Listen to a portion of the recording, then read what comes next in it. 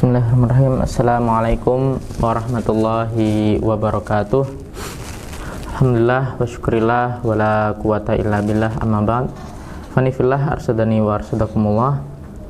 Segala puji bagi Allah Rabb semesta alam, yang mana pada kesempatan kali ini kita bisa menjalankan rutinitas seperti biasa, dan Allah masih menambahkan keimanan, rasa aman, dan banyak sekali yang harus kita syukuri. Di antaranya adalah nikmat Islam dan iman. Mari kita berdoa. Mungkin di antara saudara kita yang hari ini sedang diuji sakit atau sedang dilanda musibah, semoga Allah selalu memberikan mereka kesabaran dan kekuatan agar selalu bisa menjalankan aktivitasnya. Selawat beringan salam kita haturkan kepada baginda Nabi Agung Nabi Muhammad SAW, kepada keluarga beliau, sahabat, tabi'in, tabi'in, dan orang-orang yang sikoh meniti milah beliau hingga akhir zaman nanti. Fanifillah arsadani wa arsadakumullah. Alhamdulillah kita bisa menjalankan aktivitas, dan kali ini kita akan melanjutkan pembahasan sirah ya.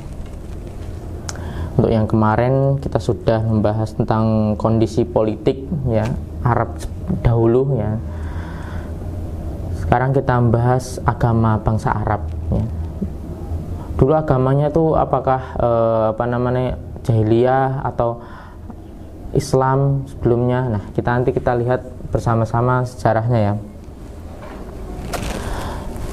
Kalau nanti yang punya bukunya silahkan dilihat di buku sirah. Untuk halaman mungkin beda-beda ya, mungkin saya pakai buku yang rada kecil ya, ringkas ya.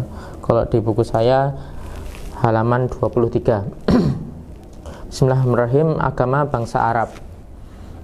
Mayoritas bangsa Arab mengikuti dakwah Nabi Ismail ya. Jadi kalau dengan ngikutin pembahasan yang dulu-dulu itu, bahwasannya Nabi Ismail adalah dia yang pertama kali menduduki Makkah al-Mukarramah ya, nanti bersama ibunya, disusul dengan nanti para kabilah dari Bani Jurhum, seperti itu ya.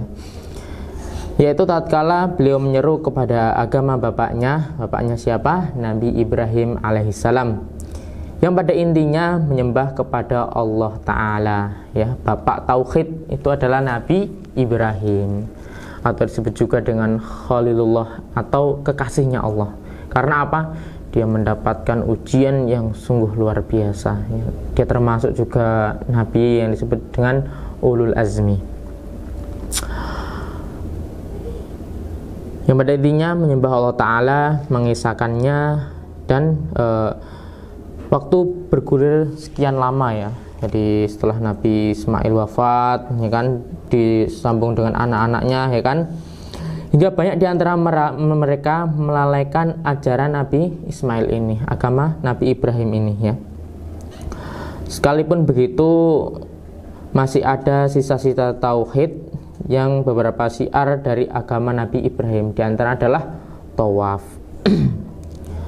Hingga muncullah ya, inilah yang bikin dulunya agama milah Ibrahim yang mengisahkan Allah, masuklah seorang ulama yang dianggap ulama, yang dia menggeser ya.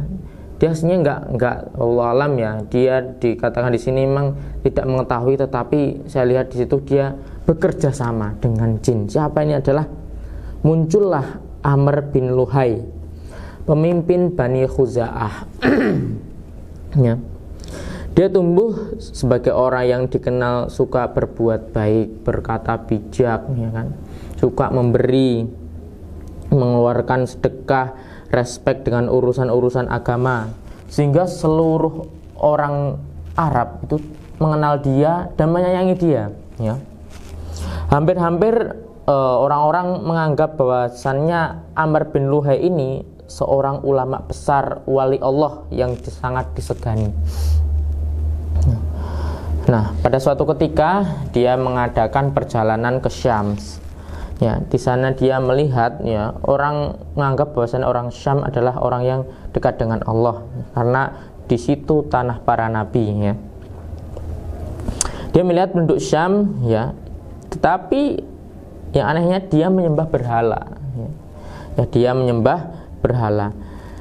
Nah, setelah itu ini nih Amr bin Luhai menganggap bahwasannya itu sebuah kebaikan, itu sebuah ibadah perantara untuk mendekatkan diri kepada Allah.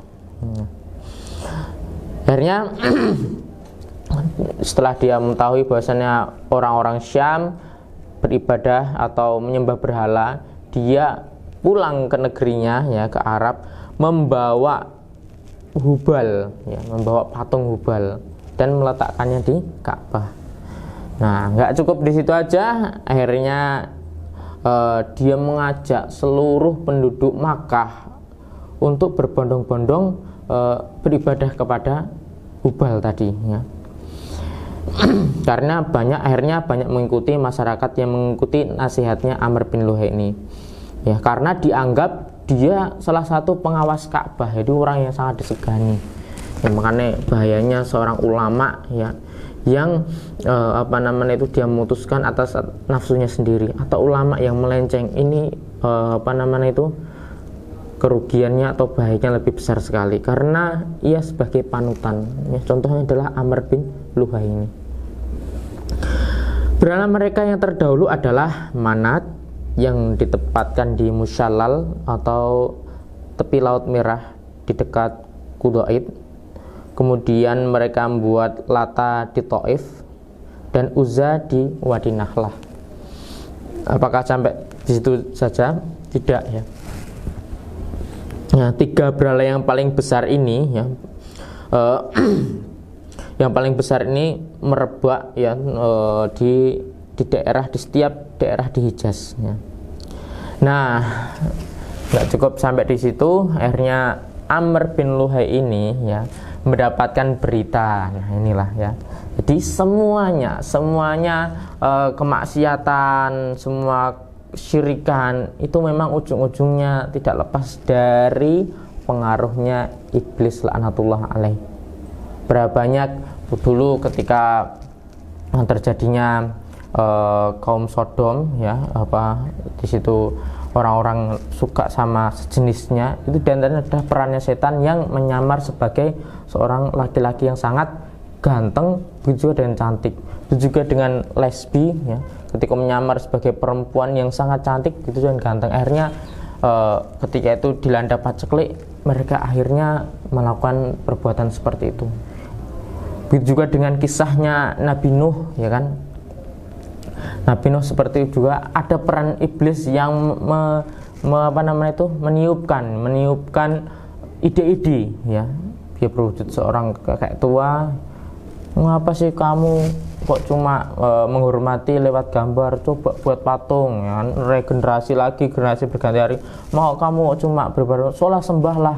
Akhirnya kemusyrikan lah melanda seperti itu. Jadi ada peran iblis. Begitu juga dengan ceritanya Amr bin Luhai.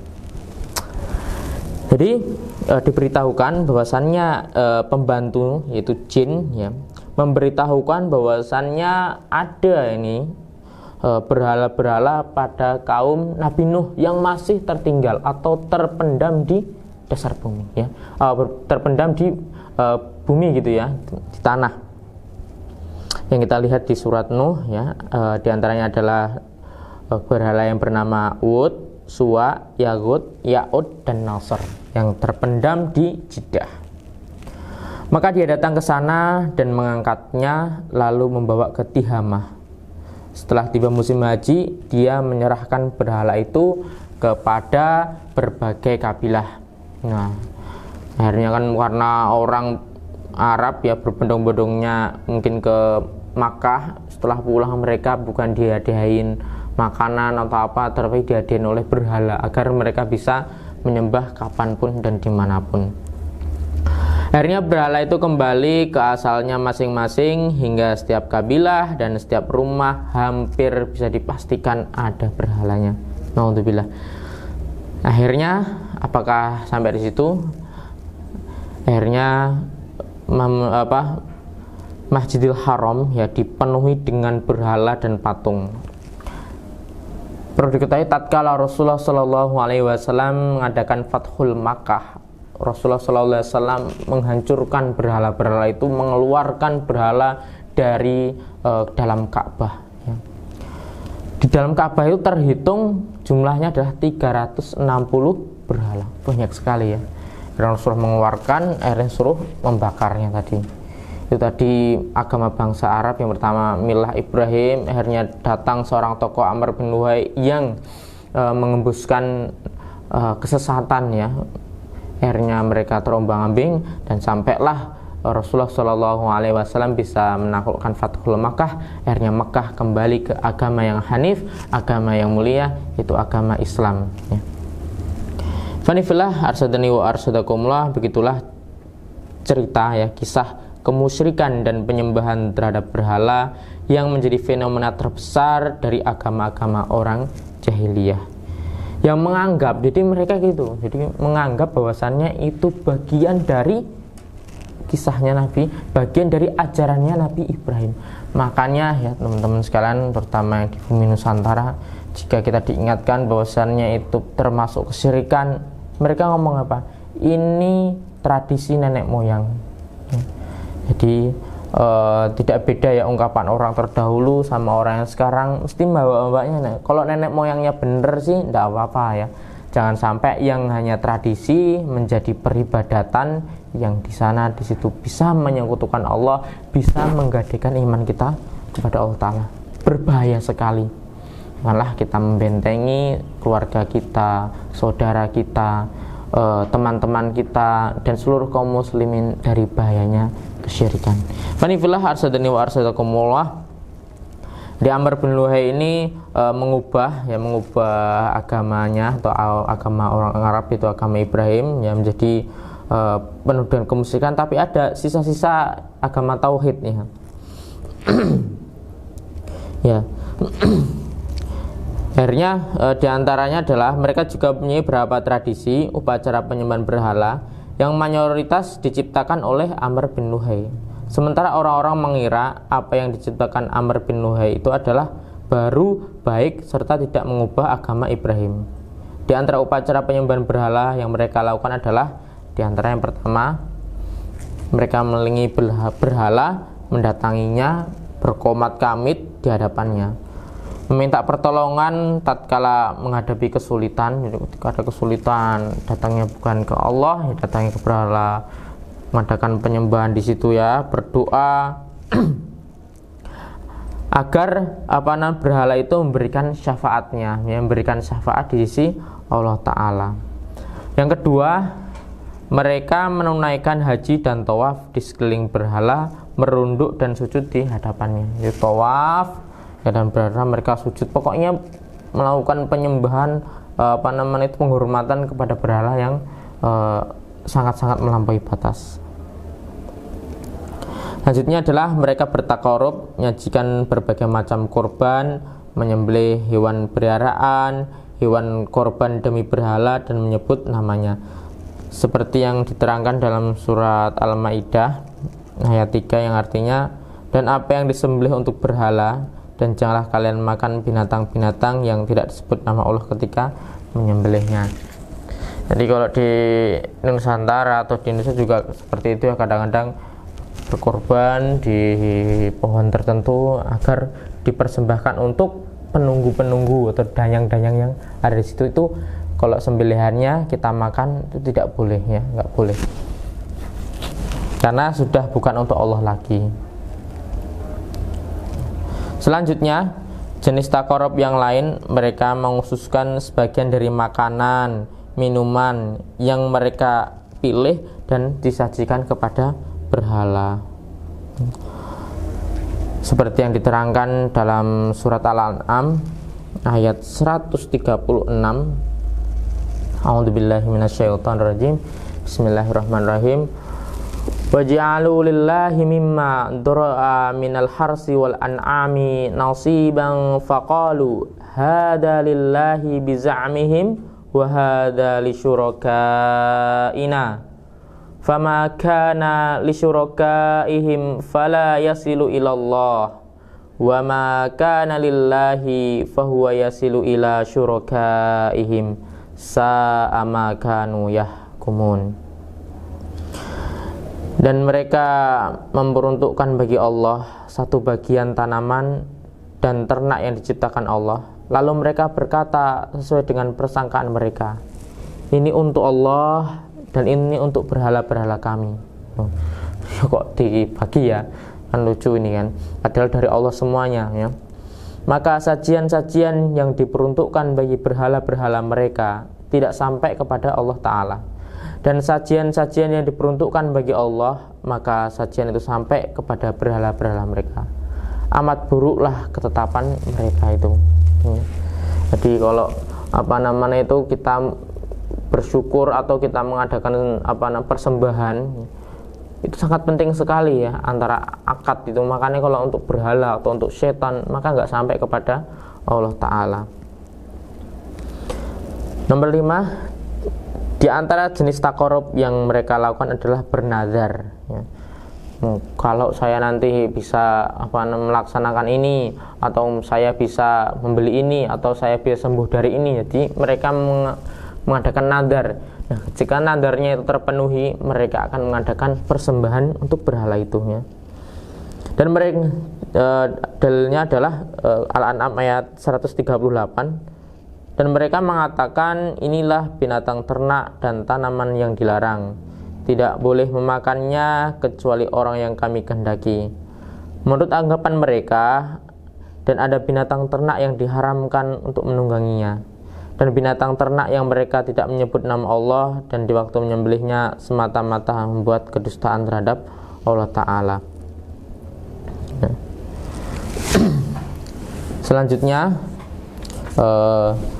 di antaranya adalah kesesatan Amr bin Luhai yang dianggap ini adalah ajaran Nabi Ibrahim adalah ada pula al-bahirah, as-saibah, al-wasilah, dan al-ham yang diperlakukan sedemikian rupa untuk berhala. Ibnu Ishaq berkata, al-bahirah adalah anak as-saibah, yaitu onta betina yang telah beranak 10. Onta punya anak 10 yang semuanya betina, 10 betina semua, dan sama sekali tidak mempunyai anak jantan ya anaknya. Onta ini tidak boleh ditunggangi, tidak boleh diambil bulunya, dan susunya tidak boleh diminum kecuali oleh tamu. Jadi kalau tamu minum susunya tidak apa-apa. Jika kemudian melahirkan anak betina, nah kalau udah 10 muncullah anak betina. Jika kemudian melahirkan anak jika kemudian melahirkan lagi anak betina, maka telinganya harus dibelah. Kemudian setelah itu harus dilepaskan secara bebas bersama induknya, dan juga harus mendapatkan perlakuan yang sama ya. Kalau al-wasilah itu adalah domba betina yang mempunyai 5 anak kembar, dan semua betina secara berturut-turut. Domba ini biasa dijadikan untuk sarana takor. Oleh karena itu mereka berkata, aku mendekatkan diri dengan domba ini. Di mereka ada aja ya. Jadi untuk mendekatkan diri pada Allah biasanya harus ada syaratnya. Mereka mendekatkan diri dengan domba ini. Nah, kalau di Nusantara ya jika ingin suatu persembahan harus hewan yang seperti ini, warnanya seperti ini, atau ayam yang seperti ini. Itu adalah mirip-mirip seperti agama Arab jahiliyah ya. Jadi kalau alham adalah unta jantan yang sudah membuntingi 10 anak betina secara berturut-turut tanpa ada jantannya. Jadi cuma itu aja ya. Ya udah 10 unta betina dibuntingi oleh 1 jantan saja. Unta ini tidak boleh ditunggangi, tidak boleh diambil bulunya, dan harus dibiarkan lepas dan tidak boleh dimanfaatkan untuk kepentingan apapun. Padahal Allah Subhanahu wa taala telah berfirman dalam Al-Maidah ayat 103, A'udzubillahi minasyaitonirrajim. Bismillahirrahmanirrahim.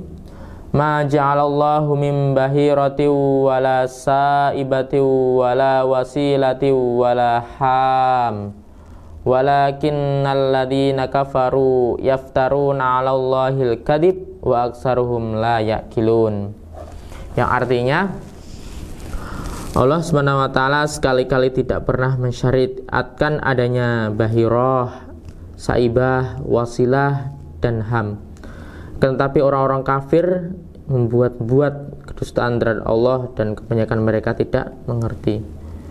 Al-Maidah ayat 103. Jadi mereka biasanya untuk menetapkan ajaran itu yang persangkaan atau karena memang bisikan setan. Makanya ketika kita melakukan amal ibadah, yang terpenting adalah kita harus yakin bahwasannya apa yang saya lakukan ini dilakukan oleh Rasulullah SAW, ada tuntunannya. Karena apa yang disangkakan seorang manusia atau seorang hamba baik belum tentu itu baik bagi Allah, karena itu termasuk bid'ah atau mengada-adakan. Fanifillah arsadani wa arsadakumullah. Di antaranya adalah kesesatan-kesesatan orang-orang Arab ya, orang-orang Arab jahiliyah adalah mereka itu mengundi dengan burung ya, atau yaroh di kalangan mereka adalah at-tiyaroh ya, meramal nasib sial dengan sesuatu ya. Pada mulanya mereka mendatangkan seekor burung atau biri-biri lalu melepaskannya ya. Jika burung atau biri-biri itu berlalu ke arah kanan, maka mereka jadi berpergian. Jadi kalau arah kanan mau kemana, contoh mau pergi kemana, enggak apa-apa. Jadi boleh. Karena itu pertanda baiknya. Jika burung atau biri-biri mengambil jalan ke kiri, mereka tidak berani berpergian. Mereka meramal hal tersebut tanda kesialan. Mereka juga meramal sial jika di tengah mereka bertemu dengan burung atau hewan tertentu ya. Jadi lucu sekali. Jadi untuk berpergian diputuskan oleh seekor biri-biri dilepas, dia larinya kemana? Kiri ya, bisa kan bisa siasatin gitu ya, biar arah kanan dikasih makan dari jauh kan bisa. Wallahu alam. Ini kejahilian yang luar biasa. Kalau di Nusantara ya, biasanya itu pertanda-pertanda apa, contoh ada burung gagak, pertanda orang mati, atau berbagai macam mitos dan sebagainya ya. Fanifillah arsadani wa arsadakumullah. Tidak berbeda jauh dengan hal ini kebiasaan mereka yang menggantungkan ruas tulang kelinci. Mereka juga meramal kesialan dengan sebagian hari, bulan, hewan, dan atau wanita. Mereka percaya bahwa orang yang mati terbunuh jiwanya tidak tentram. Jika dendamnya tidak terbalaskan, ruhnya menjadi burung hantu yang berterbangan di padang seraya berkata, berilah aku minum, berilah aku minum. Jika dendamnya sudah terbalaskan, maka ruhnya akan menjadi tentram. Jadi itu dia percaya bahwasannya orang yang mati terbunuh, pokoknya kalau dendamnya, atau kalau di Nusantara itu namanya apa ya, ketika mati yang tidak wajar, arwahnya gentayangan, atau biasa kalau ada tabrakan atau apa didolimin, itu biasanya sebenarnya itu adalah, ketika saya baca itu bukan ruh orang meninggal, itu ruhnya orang meninggal itu sudah sibuk mempertanggungjawabkan amalnya. Dan mengapa kok ada seperti itu? Itu adalah korin atau jin yang biasa menyerupai wajah orang yang meninggal tadi. Maka dia membuat fitnah, membuat petebarannya.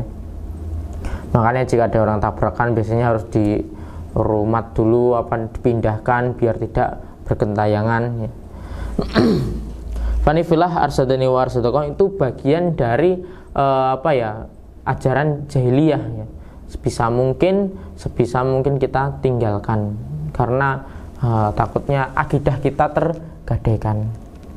Contoh ketika kita diramal sial ya, kita diramal sekarang, kita sudah kamu adornya nasihatin kamu gini, nggak usah pergi, kamu sel gini ya kan.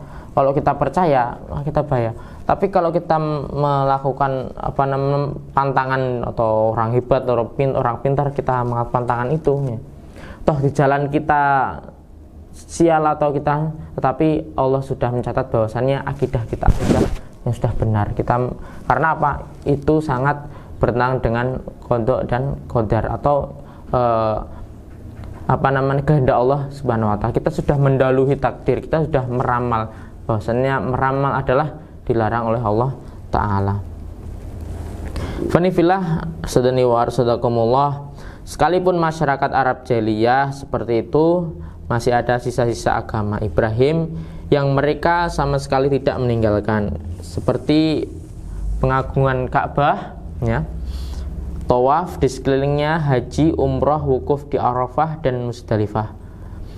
Memang hal-hal baru, memang masih mengikuti agama, cuma pelaksanaannya, ya, seperti tawaf mereka bukan pakai pakaian ihram, ya, tetapi mereka bertelanjang bulat karena mereka menganggap ketika kita ihram atau pakaiannya harus suci, tidak ada unsur dosa atau tidak apa diambil dari harta yang benar. Jadi mereka, pakaian saya kok nggak suci, akhirnya Pak, daripada itu kita nggak usah pakai pakaian segala. Naudzubillah min dzalik, ya. Di antara orang-orang Quraisy berkata, kami adalah anak keturunan Ibrahim dan penduduk tanah suci, penguasa Ka'bah dan penghuni Makkah. Tak seorang pun dari bangsa Arab yang mempunyai hak dan kedudukan seperti kami. Kami tidak selayaknya bagi kami untuk keluar dari tanah suci. Oleh karena itu, mereka tidak melaksanakan wukuf di Arafah, tidak ifadah dari sana, tetapi ifadah dari Musdalifah. Tentang hal itu Allah menurunkan ayat, kemudian bertolaklah kalian dari tempat bertolaknya orang-orang yang banyak. Hal-hal baru lainnya mereka berkata, tidak selayaknya orang-orang Quraisy memberi makan keju dan meminta samin tatkala mereka sedang ihram. Mereka tidak boleh masuk Baitul Haram dengan mengenakan kain wol, atau tidak boleh berteduh jika ingin berteduh di rumah-rumah pemimpin selagi mereka sedang ihram. Mereka juga berkata, penduduk di luar tanah suci tidak boleh memakan makanan yang mereka bawa dari tanah luar, ya, dari masjid, di luar tanah suci haram, ya, jika kedatangan mereka dimaksudkan untuk haji dan umroh. Hal-hal baru lainnya, mereka menyuruh penduduk luar tanah suci untuk tetap mengenakan ciri pakaiannya sebagai penduduk bukan tanah suci selagi baru datang untuk melakukan tawaf awal. Jika tidak memiliki ciri pakaiannya sebagai penduduk luar tanah suci, maka mereka harus tawaf dalam keadaan telanjang. Ini berlaku untuk kaum laki-laki. Sedangkan kaum wanita harus melepaskan semua pakaiannya kecuali baju rumahnya yang longgar. Saat itu yang mereka berkata, hari ini tampak sebagian atau semuanya, apa yang tiada dan tampak diperkenankannya. Lalu Allah menurunkan ayat mengenai hal ini, hai anak Adam, pakailah pakaian kalian indah setiap memasuki masjid. Jadi mereka bikin aturan bahwasannya selain orang Quraisy, selain orang Arab, ya, orang Quraisy terutama, ketika mau haji, mau umroh harus beda lah pakaiannya, harus beda dari mereka atau punya identitas khusus gitu. Kalau tidak, mereka disuruh untuk telanjang, ya Allah. Itulah tadi diantaranya adalah kesesatan atau melencengnya dari agama Ibrahim atau agamanya Nabi Ismail alaihissalam. Semua gambaran agama ini, semua agama syirik, menyembah terhadap berhala, keyakinan terhadap khayalan dan khurafat. Begitulah agama mayoritas bangsa Arab. Sementara sebelum itu sudah ada agama Yahudi, Masehi, Majusi, Sabi'ah, dan masuk ke dalam lingkungan masyarakat Arab. Fanifillah arsadani wa arsadakumullah. Begitulah tadi kesesatan atau kemelencengan dari agamanya Nabi Muhammad. Nanti ketika Nabi Muhammad SAW datang, ya, ke Makkah, semua itu akan dirubah, ya, dirubah. Kalau yang masih seperti jalur ke Nabi Ibrahim, ya, maka itu syariatnya diperbaiki, ya, bukan dihilangkan. Kondisi kehidupan agama, ya. Itulah agama-agama yang ada pada saat kedatangan Islam. Namun agama itu sudah banyak disusupi dengan penyimpangan dan hal-hal yang merusak. Orang-orang musyrik mengaku berada pada agama Ibrahim. Aku ini masih agama Ibrahim, ya kan? Justru keadaannya jauh sekali dengan perintah dan larangan syariat Nabi Ibrahim. Di Nabi Ibrahim sebenarnya sudah terkenal ya. Mereka bersikukuh, ini saya dari agamanya Nabi Ibrahim. Tetapi ketika ditelisik ternyata itu jauh dari agamanya Nabi Ibrahim. Karena apa? Asal muasalnya dari seorang yang disegani yang bernama Amr bin Luhai, membawa peraturan atau tradisi yang itu sangat merusak kesucian agama Nabi Ibrahim. Yang mereka mengabaikan tuntunan-tuntunannya tentang akhlak yang mulia, ya, kedurhakaan mereka tak terhitung banyaknya. Dan seiring dengan berjalannya waktu, mereka berubah menjadi para paganis, ya, penyembah berhala. Fanifillah arsadani wa arsadakumullah, itu tadi agama-agama sebelum Islam datang, ya, mereka bersikukuh ingin mengikuti agama Ibrahim, tetapi mereka belum mengetahui nanti ketika Islam datang semua akan dirubah. Ya, begitulah sekelumit tadi pembahasan tentang agama bangsa Arab. Semoga kita bisa mengambil ibrahnya dan kita dikukuhkan untuk terus belajar agar kita mengetahui mana yang hak dan mana yang batil. Barakallahu fikum jami'an. Akhiru da'wana alhamdulillahi rabbil alamin. Wassalamualaikum warahmatullahi wabarakatuh.